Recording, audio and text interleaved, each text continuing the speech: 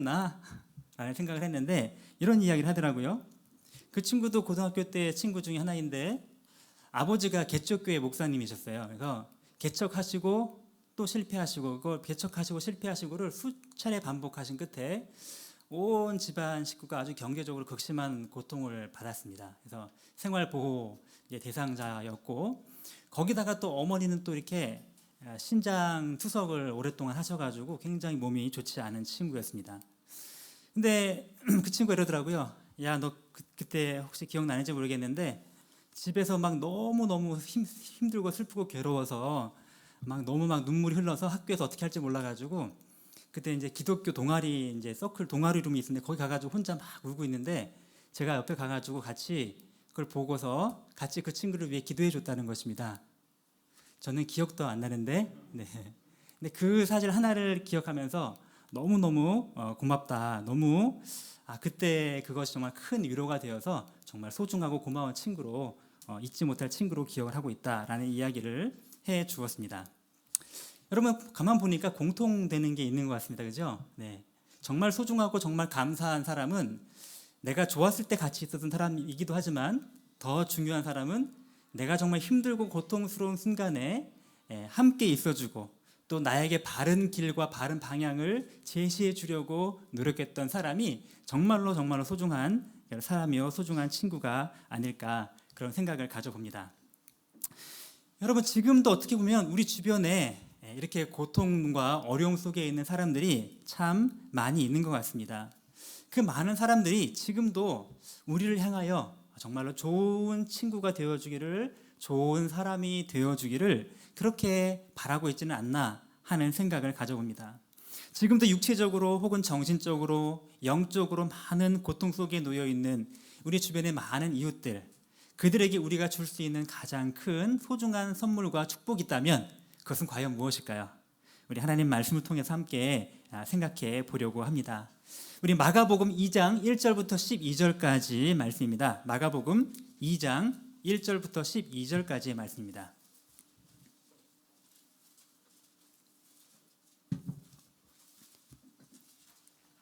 우리 함께 한 절씩 나누어서 읽어볼까요?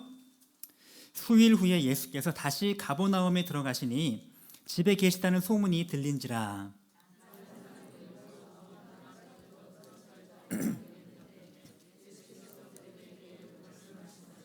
사람들이 한 중풍병자를 네 사람에게 메워 가지고 예수께로 올세.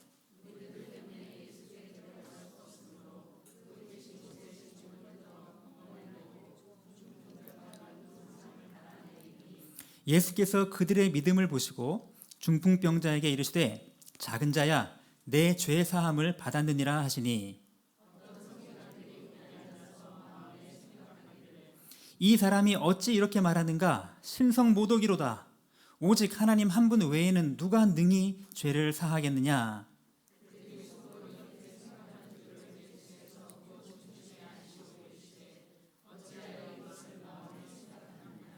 중풍병자에게 내 죄 사함을 받았느니라 하는 말과 일어나 내 상을 가지고 걸어가라 하는 말 중에서 어느 것이 쉽겠느냐.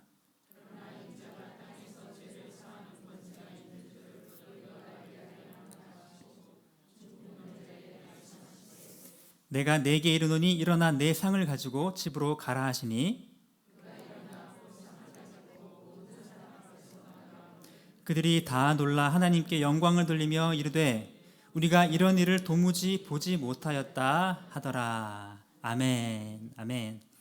오늘 본문 말씀, 이 본문 말씀은 지금 마가복음 2장 1절부터 3장 6절까지 나타나는 5개의 그런 시리즈로 이어지는 예수님의 어떤 대적들, 반대되는 세력들의 이야기 그 첫 번째 스토리를 지금 보여주고 있습니다.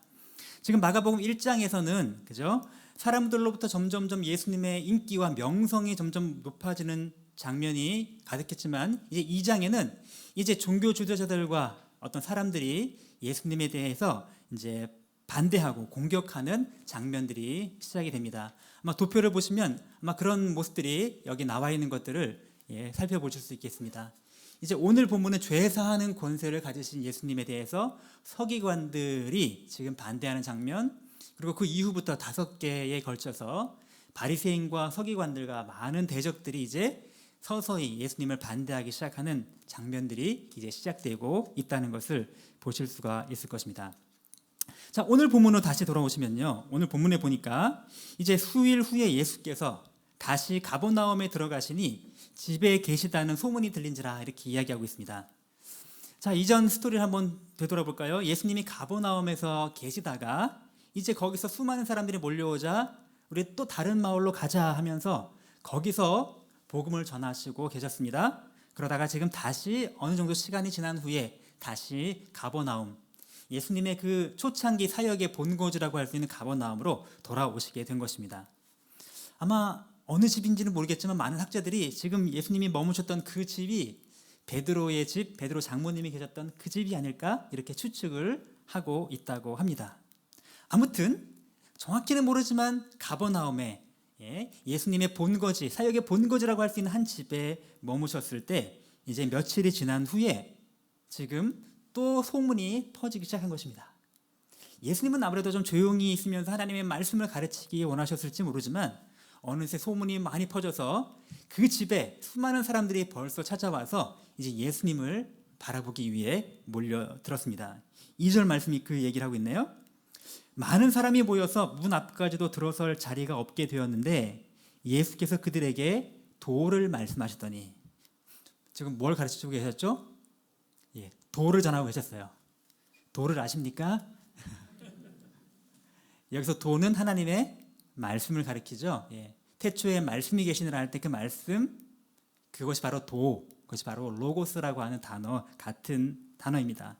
이제 그 하나님의 말씀에 도를 전하시는 예수님의 권위 있는 가르침에 이제 사람들이 막 빠져들어서 그 말씀을 듣고 있는 순간 아주 깜짝 놀랄 만한 일이 지금 이 사건 가운데 벌어지고 있습니다. 정말 상상을 초월할 어떤 그런 열정이 넘치는, 믿음과 열정이 넘치는 스토리가 이어지고 있습니다. 간략하게 여러분 스토리를 이미 잘 알고 계시니까 한번 간략하게 들어볼까요?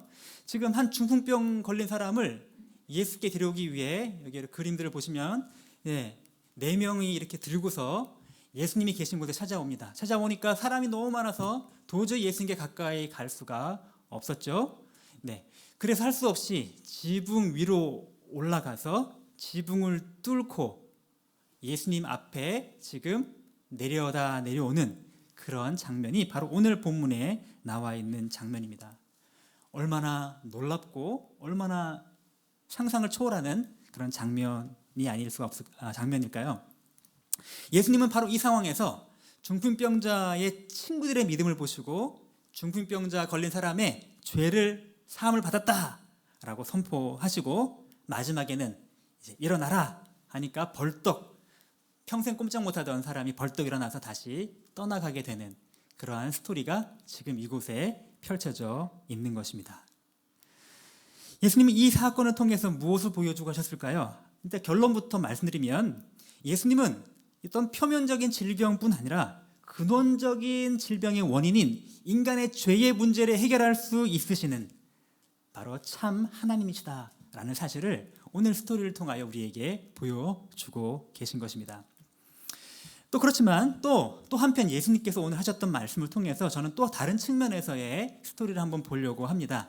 그것은 바로 이 중풍병자를 예수님께 데리고 왔던 그 사람들의 믿음, 그 믿음이 어떠한 믿음이었는지 또 함께 살펴보려고 합니다. 여러분, 고통 속에 있는 이웃, 이렇게 중풍병에 걸린 사람처럼 고통 속에 어찌할 바 모르는 그 이웃을 향하여 정말로 우리가 할 수 있는 일이 무엇일까요? 결론부터 말씀드리면 바로 인간의 표면적인 문제뿐 아니고 근본적인 모든 문제를 다 해결하실 수 있는 그런 권능과 권세를 가지신 예수님께 그 사람을 데리고 가라는 것입니다. 인생의 모든 문제의 가장 근본적이고 본질적인 문제를 해결하실 수 있는 권능을 가지신 예수님께 고통 속에 있는 그 사람들을 데리고 가야 합니다. 예수님께서 인정하신 그 친구들의 믿음이 바로 그러한 믿음이었습니다. 좀 더 구체적으로 이들의 믿음이 어떠했는지 한번 오늘은 3가지 측면에서 함께 살펴보려고 합니다. 첫 번째는 이들은 바른 지식을 가지고 있었습니다. 바른 지식, 그죠? 오르소독스라고 하죠. 예수님을 바로 아는 바른 지식을 가지고 있었습니다. 또 두 번째로 이들은 바른 실천, 행함이 있는 참된 그런 믿음을 보여주었고, 또 무엇보다도 세 번째, 이들은 바른 열정, 그죠? 오르소패스 이런 말 쓰죠. 바른 열정, 극성스럽게라도 어떻게든지 이들을 하나님께로 데려오려는 그 열정을 보이는 그 믿음을 이 친구들이 오늘 보여주었다는 것입니다. 오늘 5절에 보니까 예수님께서는 이 중풍병자의 이 상황을 보시면서 독특한 말씀을 하십니다. 5절에 보니 예수께서 그들의 믿음을 보시고 중풍병자에게 이르시되 라고 말씀하십니다. 지금 중풍병자가 왔는데 중풍병자의 믿음 때문에 중풍병을 고쳐주신 게 아니고 중풍병자의 친구들의 지금 그 사람들의 믿음을 보시고 이 문제를 해결해 주신다라고 이야기를 합니다. 여러분, 성경에 나와 있는 예수님께 치유받은 사람들의 대부분의 스토리는 문제의 당사자가 예수님께 찾아와서 그 당사자의 믿음으로 예수님이 너의 죄사함을 받았느니라, 내가 구원을 받았느니라, 너가 낫게 될 것이다, 이렇게 말씀을 해주셨다면 아주 가끔 종종 다른 사람을 통하여 이렇게 구원을 받게 된 사람들의 이야기가 등장을 하는데, 오늘 그 사람 중에 하나가 바로 이 중풍병자입니다. 또 다른 예가 또 있을까요? 우리 백부장 기억나십니까? 고넬료. 자기 하인의 병에 대해서 예수님께 나왔는데 가실 필요조차 없어요. 그냥 말씀만 하세요 하니까 예수님이 그 백부장의 믿음을 보시고, 그죠? 그 하인을 고쳐주시는 그러한 사건을 또 볼 수가 있습니다. 아무튼 지금 예수님께서는 이 중풍병에 걸린 사람들 주변의 그 이웃들, 친구들의 그들의 믿음을 보시고 이렇게 중풍병자를 구호해 주시는 놀라운 사건을 보여주신 것입니다. 이 친구들의 믿음은 어떠한 믿음이었을까요? 첫 번째로 이 친구들의 믿음은 예수님을 바로 아는 바른 지식을 가진 믿음이었습니다. 바른 지식을 가진 믿음. 우리 함께 읽어볼까요? 밑에 있는 글자 시작. 예수님은 인간의 모든 문제를 근본적으로 해결하실 수 있는 분이시다 라고 하는 지식을 우리가 바른 지식, 예수님에 관한 바른 지식으로 가지고 있어야 할 것입니다. 중풍병자들의 친구들은 아마도 예수님에 대한 소문을 들었을 것입니다. 그리고 예수님이 누구신지 알고 있었을 것입니다. 그분에게만 간다면 이 세상의 그 어떤 방법으로 치유되지 못하고 해결되지 못했던 그 문제들이 해결될 수 있다라고 하는 그런 믿음을 가지고 예수님이 그런 권세와 능력이 있다라는 사실을 믿고 그들을 예수님께로 인도하기 시작합니다. 물론 이들이 예수님이 어떤 분이신지, 예수님의 그 신성과 예수님의 인성과 또 예수님의 모든 사역과 이 모든 사건에 대한 온전한 지식이 다 있었다라고 하는 뜻은 아닙니다. 아마도 그들은 아주 제한된 지식만을 가지고 있었을 것이 틀림없습니다. 그러나 그럼에도 불구하고 그들은 예수님이 누구신지에 대한 올바른 지식, 참된 믿음을 가지고 있었다라고 말씀드릴 수 있는 것이 바로 그 믿음을 예수님께서 인정하셨고 그 믿음을 예수님께서 높여주셨기 때문입니다. 내가 가지고 있는 이 환경과 틀 안에서 가장 최고로 예수님이 누구신지, 예수님께만 가면 어떠한 죄도, 어떠한 문제도, 어떠한 질병도, 어떠한 문제도 다 해결받을 수 있는, 예수님은 그 모든 문제의 해결자가 되시는 참 하나님이시다. 어찌 보면 너무나 어린아이와 같고 너무나 단순한 이 믿음을 이 친구들이 가지고 있었던 것입니다. 예수님은 참으로 우리의 모든 문제를 해결하실 수 있는 그러한 참된 권세와 능력을 가지신 줄 믿으시기 바랍니다. 바로 이 모습을 보시고 예수님께서는 근데 그들의 간구를 응답하시는데, 예수님의 첫 번째 대답은 상당히 뜻밖의 대답이었습니다. 5절 뒤에 하반절에 보니까 이렇게 말씀하십니다. 작은 자야, 내 죄 사함을 받았느니라. 지금 병을 고쳐달라고 하고 지금 예수님께 데려왔는데 예수님의 첫 번째 반응은 그래, 벌떡 일어나라, 이 중풍병이 고쳐졌다, 이것이 아니고 너의 죄가 사함을 받았다라고 하는 것입니다. 그 말씀을 하시지 아니나 다를까 그 주변에 있던 사람들 중에 성경을 좀 안다라고 하는 서기관들이 마음속에 지금 불편한 마음이 가득 차기 시작을 합니다. 우리 7절에 보니 이렇게 되어 있네요. 서기관들의 마음속에 아니 이 사람이 어찌 이렇게 말을 하는가? 신성 모독이로다. 우리 예전 개혁 성경에는 참남하도다 이렇게 써 있었죠, 그죠? 신성 모독이로다. 어떻게 오직 하나님 한 분 외에는 누가 능히 죄를 사하겠느냐? 이렇게 이야기를 합니다. 예수님께서는 그들의 마음속에 갖고 있는 그 생각을 꿰뚫어 보시고 이렇게 대답하십니다. 9절에 어찌하여 이것을 마음에 생각하느냐? 중풍병자에게 내 죄 사함을 받았느니라 하는 말과 일어나 내 상을 가지고 걸어가라 하는 말 중에 어느 것이 더 쉽겠느냐? 여러분 어느 말이 더 쉬운 말일까요? 1번 병을 고치고 일어나라. 2번 죄 사함을 받으라. 어느 말이 더 쉬울까요? 1번? 네. 2번은 별로 없으신가요? 네. 아마 틀림없이 둘 다 어려운 말이었을 거예요. 근데 어느 것이 더 쉬웠을까? 정확하게 여기서 어떤 의견이 갈릴 수가 있겠지만 표면적으로 보자면 병을 고친다는 말이 더 어려운 말이었을 것으로 보입니다. 표면적으로는요. 왜냐하면 죄사함은 내 내면으로 일어나는 거기 때문에 잘 안 보이기 때문에 그냥 던져놓고 말을 해도 누가 확인할 길이 없지만 이 병이 고쳐진다는 걸 눈으로 직접 확인이 되는 거기 때문에 표면적으로는 병을 고치는 일어나라라고 하는 말이 더 어려운 말일 것처럼 보입니다.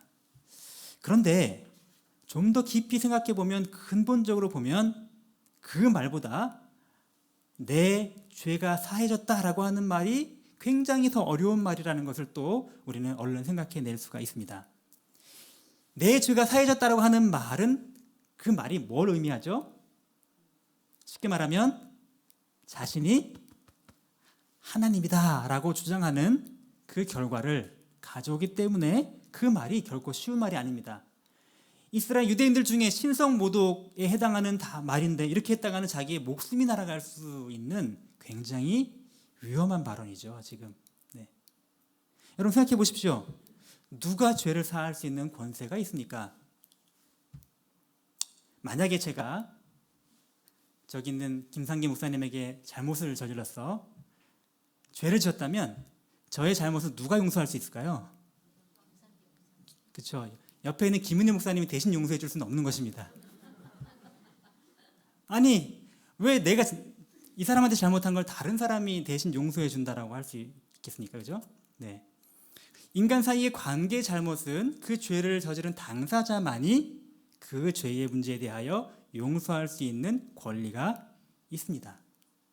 그러면 특정 당사자가 아니라 인간이 가지고 있는 이 근본적인 죄의 문제는 도대체 누가 용서해 줄 수가 있는 것입니까? 오직 하나님만이 인간이 가지고 있는 근원적인 죄를 용서하실 수 있는 권리와 권세가 있으신 거죠. 다른 누가 감히 하나님이 하실 수 있는 그 죄를 내가 사하노라 할 수가 있다는 말입니까? 근데 지금 예수님이 그 말을 하셨다는 거죠. 서기관들, 성경을 조금이라도 아는 사람은 벌써 이것에 대하여 차마 입 밖으로는 못 내지만 마음속에 어떻게 감히 저런 말을 부글부글 끓고 있는 상황입니다. 사실 사람들이 듣고 싶어 하는 말은 무슨 말이었을까요?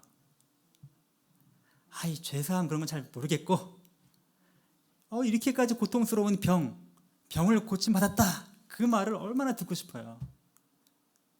내가 가지고 있는 그 문제가 해결됐다 얼마나 그 말을 듣고 싶습니까? 우리 가정에 가지고 있는 이 경제적인 문제, 이 직장의 문제 예수님께서 당장 해결해 주겠다 할렐루야 기쁜 복음이죠. 그러나 너의 죄 사함을 받았다 기쁜 소식이긴 하지만 당장 와닿진 않네요. 그런 마음이 아닐까요? 근데 예수님은 아마도 그런 분명한 의도를 가지시고 지금 이 중풍병으로 고통을 당하는 이 사람 얼마나 절실했으면 천정까지 뚫고 내려온 사람에게 너의 죄 사함을 받았다라고 모든 사람 앞에서 선포하시고 계시는 것입니다. 여러분 바로 왜 그랬을까요? 예수님은 인간의 표면적인 문제를 해결하기 위한 분 이전에 우리 인간이 가지고 있는 근본적인 근본적인 문제, 이 죄의 문제를 해결하기 위해, 우리를 구원하기 위해, 영원한 생명을 주시기 위해 이 땅에 오신 참 하나님의 아들 그리스도이시다 라는 사실을 보여주신 것입니다. 바로 이러한 예수님에 대한 바른 지식, 그러한 지식이 우리 가운데 필요합니다. 고통과 아픔과 현실적인 문제만 해결되는 것이 아니고 근본적으로 영원한 죄의 문제를 해결해 주실 수 있는 바로 그 예수님, 그 예수님께로 고통당하고 있는 사람들을 데리고 올 책임이 우리 가운데 있지 않겠습니까?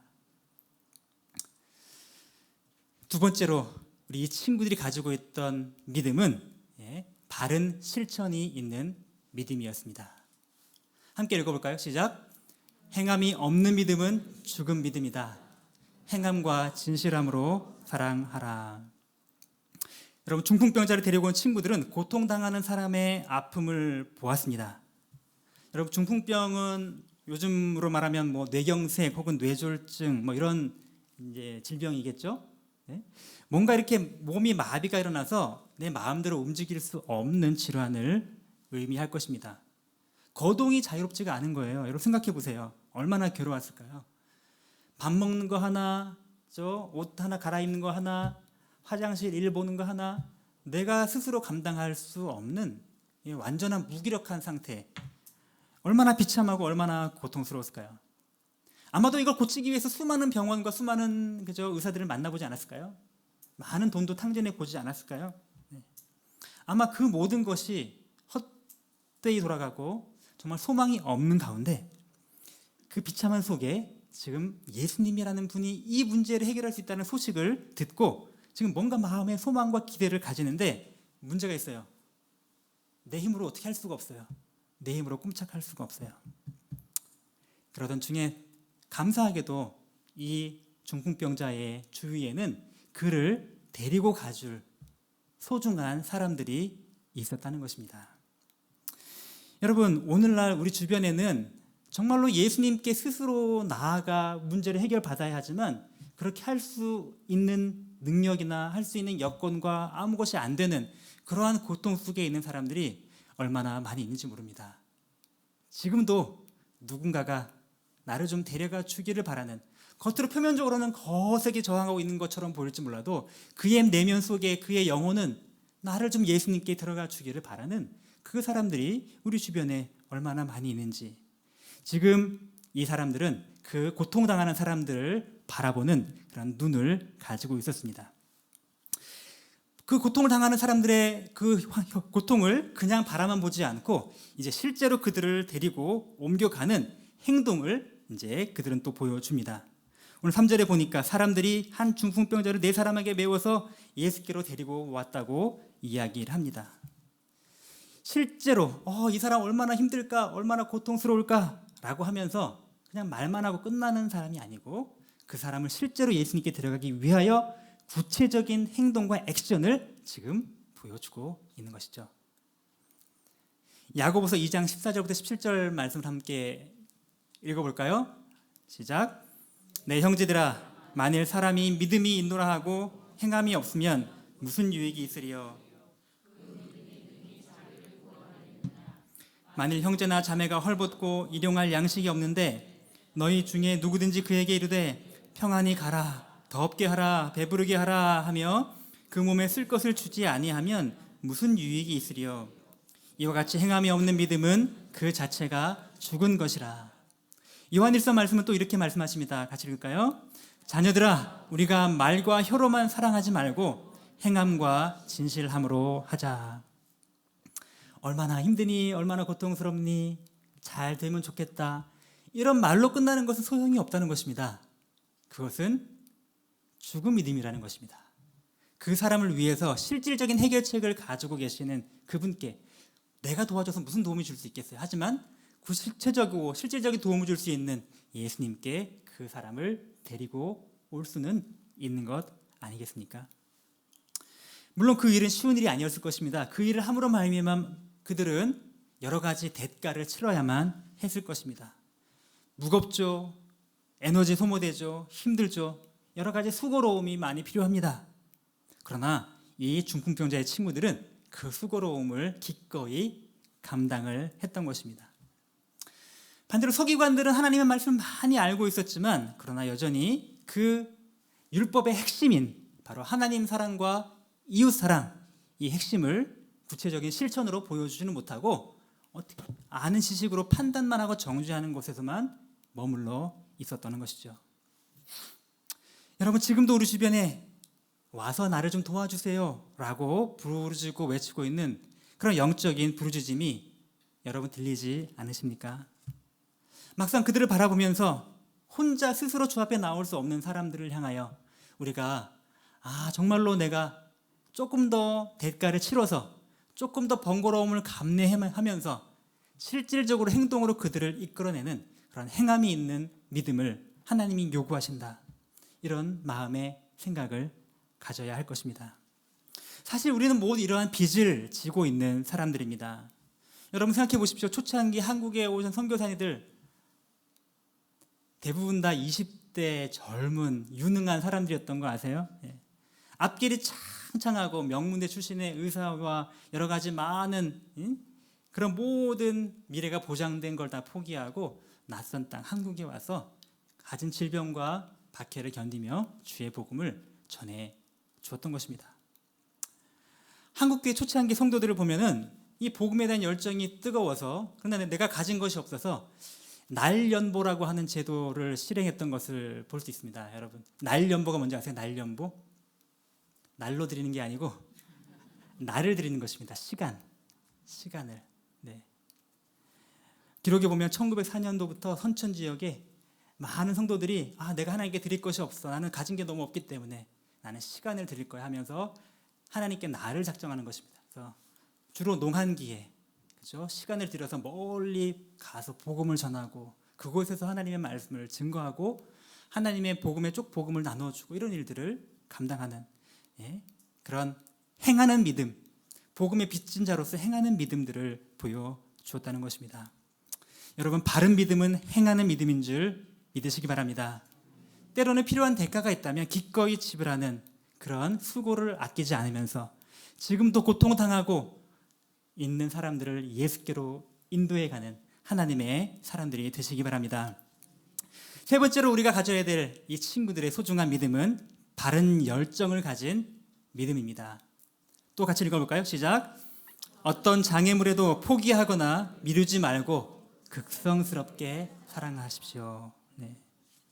여러분, 중풍병자의 친구들은 고통당하는 사람을 보았습니다.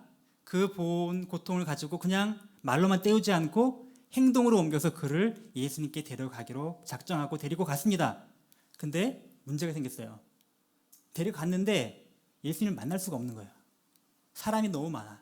너무 많아서 그냥 들어갈 수도 없고 얼굴도 보이지 않습니다. 이만하면 아마 저 같았으면 내가 할 만큼 했지. 할 만큼 했는데 오늘은 때가 아닌가 보다. 오늘은 예수님 만나라는 뜻이 아닌가 보다. 포기하자. 라고 포기하거나 아니면 다음에 한번 또 다시 해보자. 오늘은 안 되겠다. 다음에 해보자. 라고 미루었을 것 같습니다. 그런데 이 친구들은 어찌된지 그렇게 하지 않았습니다. 어떻게 하면 어떻게 해서든지 이 사람을 예수님께 데리고 가야 한다라고 하는 그 마음에 열정이 얼마나 극성스럽게 충만했는지 지금 방법을 찾다 상상 못할 방법을 찾아냅니다. 지붕 위로 올라가는 것이죠. 올라가서 지붕을 뚫겠다는 생각, 어떻게 그런 생각을 할 수 있는지. 여러분, 당시 이스라엘 시대에 가옥이 보통 이렇게 지붕이 평평하게 되어 있고 지붕으로 올라가서 작업이나 할 수 있는 이렇게 계단이 보통 있었다고 합니다. 그래서 그로 올라가서 하는 것이죠. 지붕이 보통 재질이 주로 흙벽돌이나 흙으로 진흙으로 이렇게 갈대와 나뭇가지를 엮어서 만들었기 때문에 마음만 먹으면 조금 시간만 들이면 뚫을 수 있는 그런 상황이었다라고 합니다. 아무튼 간에 아무리 그 뚫을 수 있는 벽이건 올라갈 수 있는 계단이 있건 실제로 올라가서 남의 집 지붕을 뚫어서 이 사람을 예수님 앞에 내린다? 어떻게 이런 생각을 해낼 수가 있었을까요? 여러분, 우리 속담에 뜻이 있는 곳에 뭐가 있다고요? 길이 있다. 아니야, 하물며 세상적인 일에도 우리 일반적인 지혜 속에서도 뜻이 있는 곳에 길이 있다라고 하는데 하물며 하나님의 일을 위하여 하나님의 복음을 위하여 고통당하는 사람의 그 고통을 예수님께로 데려가는 그 일을 하는데 왜 뜻이 있으면 길이 없겠습니까? 우리 주님이 함께 계시는데요. 오늘 4절에 이렇게 말합니다. 무리들 때문에 예수께 달려갈 수 없으므로 그 계신 곳에 지붕을 뜯어 구멍을 내고 중풍병자가 누운 상을 달아내리니. 여러분, 이 지붕을 뚫는다는 걸 생각하면 사실은 뒷감당을 생각하면 절대 이 짓을 저지르지 못합니다. 뚫으면 어떻게 돼요? 남의 집을 뚫었다고 생각해 보세요. 그 어떤 욕을 얻어먹겠어요? 욕만 얻어먹나요? 실제적으로 보상해줘야죠. 그 보상해주고 욕먹고 엄청나게 시달리지 않겠습니까? 또 그 밑에 있는 사람들은 또 뭐예요? 예수님과 그 밑에 있는 사람들은 갑자기 아닌, 그렇죠? 밤중에 그것도 아니고 갑자기 뭐 이상한 소리가 나더니 막 가루와 돌덩이가 떨어지고 지붕이 열리고 그 밑에 있는 수많은 사람들에게 엄청난 민폐, 예수님께 엄청난 민폐 아닙니까? 사람들의 손가락질과 비난과 저거 뭐 하는 거냐고 그런 욕을 다 얻어먹지 않겠습니까? 그 모든 것을 다 감수해야 되는데도 불구하고 이들은 어찌된 일인지 극성스럽게 이 한 사람을 어떻게든지 살려보겠다고 하는 그 마음이 예수님께로 나오게 됩니다. 무슨 마음의 동기로 이들이 이런 행동까지 했을까요? 비록 많은 사람들에게 민폐가 돌아가고 자기들에게도 경제적인 손실이 가져올 수 있으나 그러나 막상 그 중풍병에 걸려 평생 고통하던 그 당사자에게는 그 당사자 입장에서는 생사가 달린 정말 결정적인 순간이 아니었을까요? 교회에서 이제 신방을 다닐 때 우리 교회는 굉장히 친절하고 나이스한 교회이기 때문에 교회에서 이제 병원 같은 데 신방을 가도 굉장히 저희들은 이렇게 의료진들이나 주변 분들에게 피해가 가지 않도록 굉장히 조심을 합니다. 실제로 그렇게 합니다. 정말로 조용하게 조금도 방해가 되지 않도록 조심해서 합니다.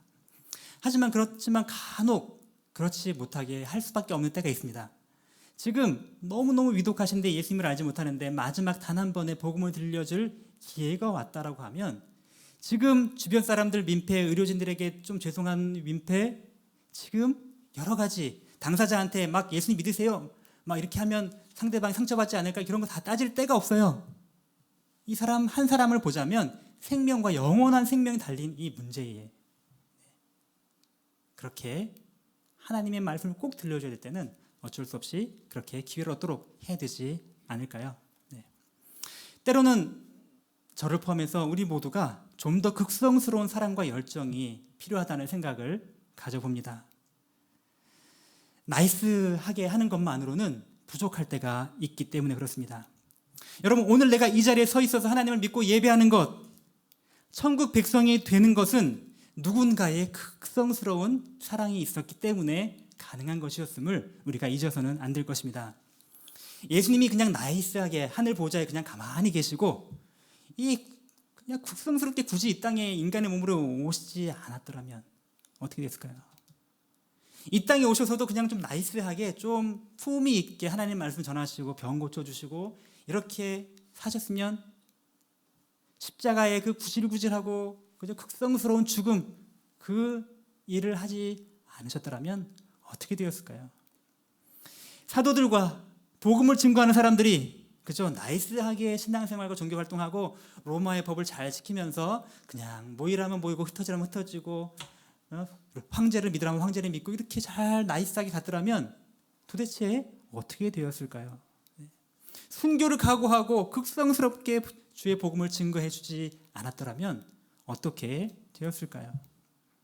누군가 극성스럽게 우리에게 도전적으로 주의 복음을 전해준 사람이 있었기 때문에 바로 우리가 하나님의 백성이 되었다는 사실을 우리가 잊지 말고 때로는 우리에게도 조금 더 열정을 가지고 극성을 다해서 하나님의 복음으로 그 사람들을 하나님 앞으로 인도하는, 예수님 앞으로 인도하는 그 일을 감당해야 할 것입니다. 포기하거나 미루지 말아야 할 것입니다. 그 사람의 문제, 바쁘고 분주하니까 그 사람이 불편해할 것 같아서 그 사람에게 괜히 또 기분 나쁘게 만들까봐, 분위기 깰까봐, 사회생활 하는데 좀 불편해질까봐 이런 거 저런 거 다 생각하면서 도대체 언제 그 사람의 영적인 고통을 예수님께로 데리고 갈 수가 있을까요? 여러분, 오해하지는 마십시오. 극성맞게 하라고 해서 당장 나가서 지하철역에 가서 티켓 들고 하라는 말이 아니라는 것을 여러분이 아실 것입니다. 우리 마음속에 극성스럽게, 그러나 복음을 위해서라면, 그 잃어버린 영혼을 위해서라면, 그 고통당하는 그 영혼을 위해서라면 그 마음의 열정이 있어야 되지 않겠습니까? 우리 교회에 있는 한 자매가 그런 모습을 때때로 보여주는 것 때문에 참 마음의 도전을 받을 때가 있습니다. 믿은 지 얼마 되지도 않았음에도 불구하고 극성스럽게 전도를 하는 것입니다.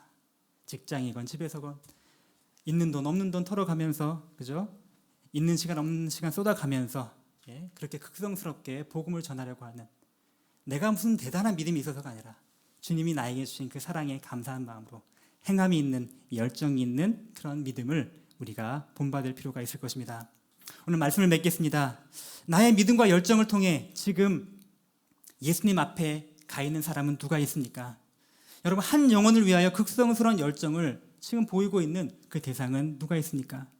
지금 내가 예수님께 데려가야 될 내 주변에 중풍병 걸린 환자들은 혹시 누구입니까? 그 고통 속에 있는 이웃들에게 우리가 할 수 있는 일, 내가 줄 수 있는 것 금과 은과 나 없지만 내게 있는 것 예수님의 이름을 그들에게 전해주어서 그들을 예수님 앞으로 어떻게든지 간에 지붕을 뚫어서라도 예수님 앞에 그들을 인도해 가야 되겠다. 그런 마음, 그런 도전을 가지고 오늘도 믿음으로 살아가시는 주의 백성 되시기를 축원드립니다.